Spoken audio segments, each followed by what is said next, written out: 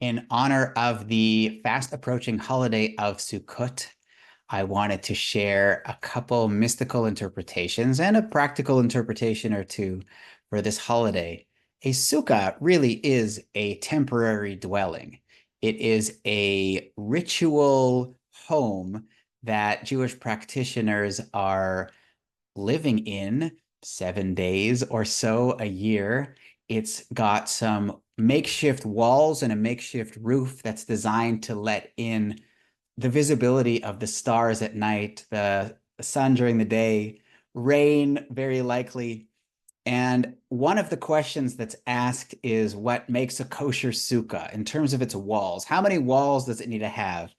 The Bnei Yissaschar, an amazing 19th century Hasidic master, looks at the word sukkah itself for the answer.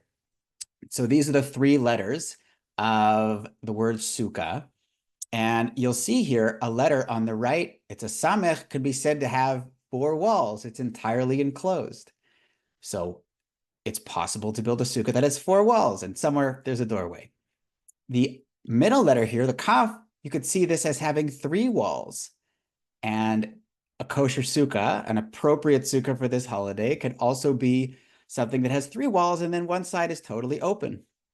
But you could also build a sukkah that looks like this third letter, a hay, that has two full walls and one partial wall, and then an opening as well.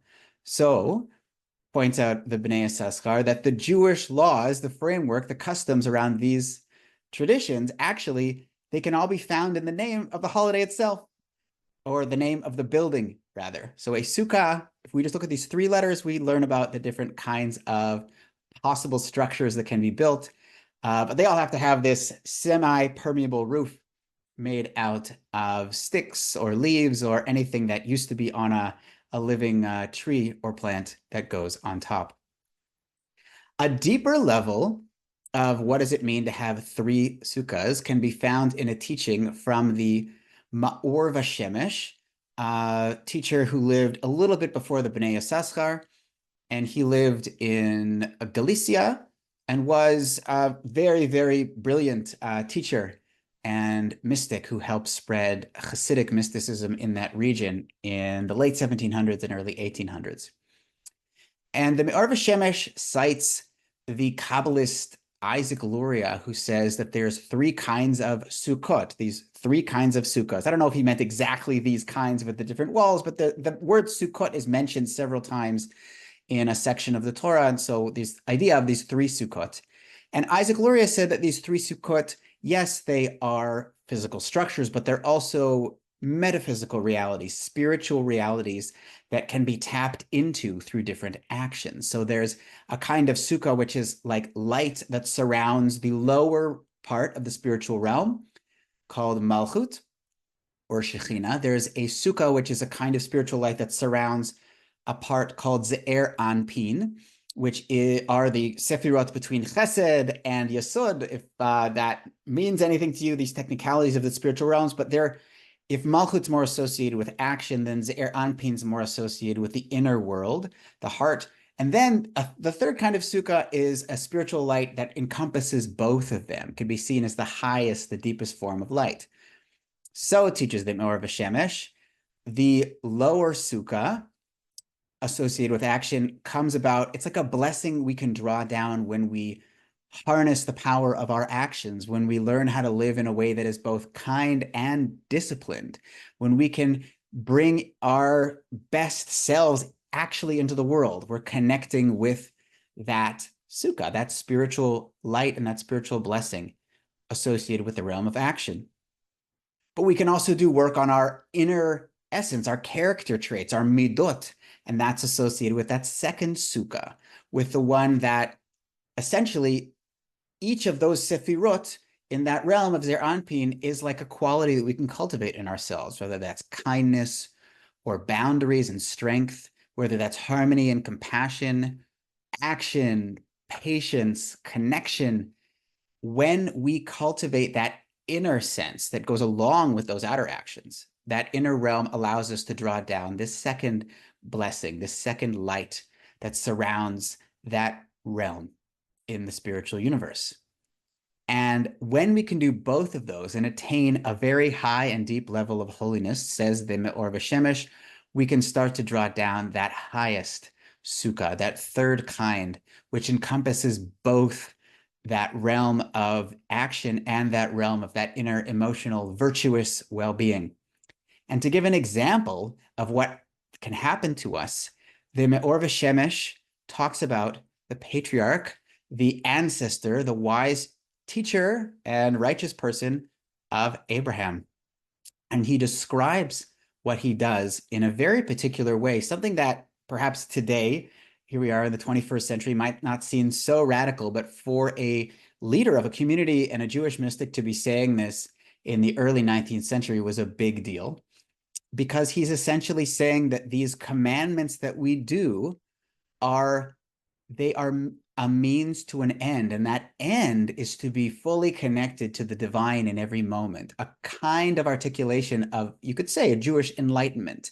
And Abraham, in the biblical account, lives hundreds of years before the Torah is given, before the instructions for things like how to build a sukkah might have first appeared, or to where to fill in, or to have essentially any kind of ritual commandment about how to act ritually and engage spiritually in that way with the world.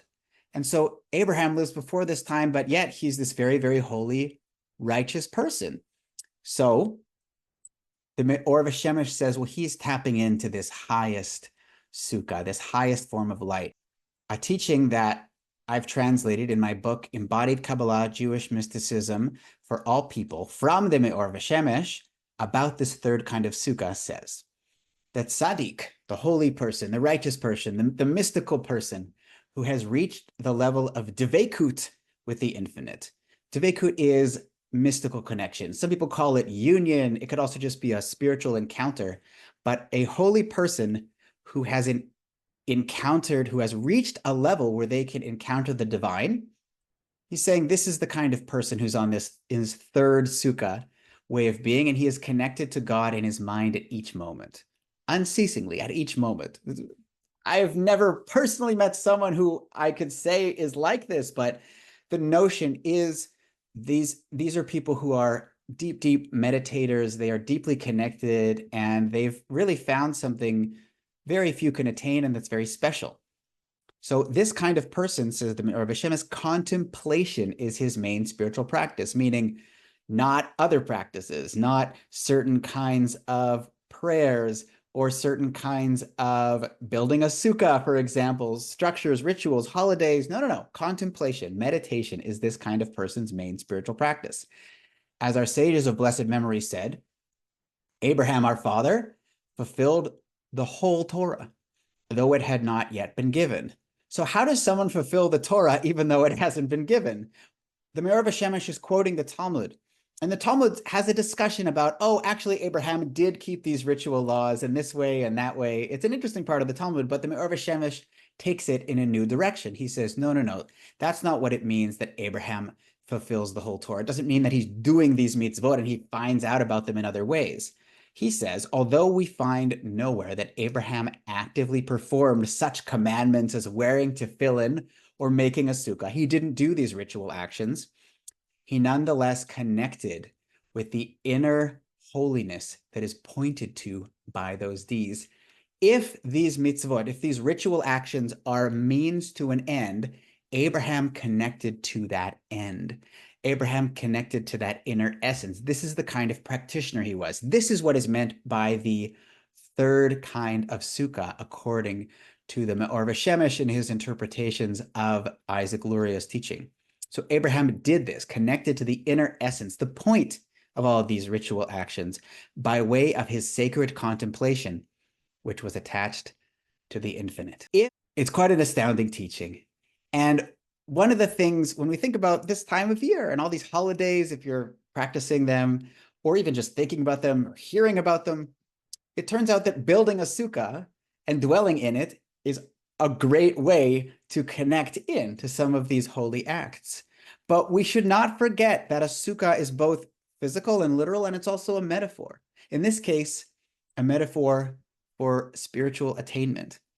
That in certain ways, building a sukkah or celebrating these holidays or working with these rituals, the goal is for connection.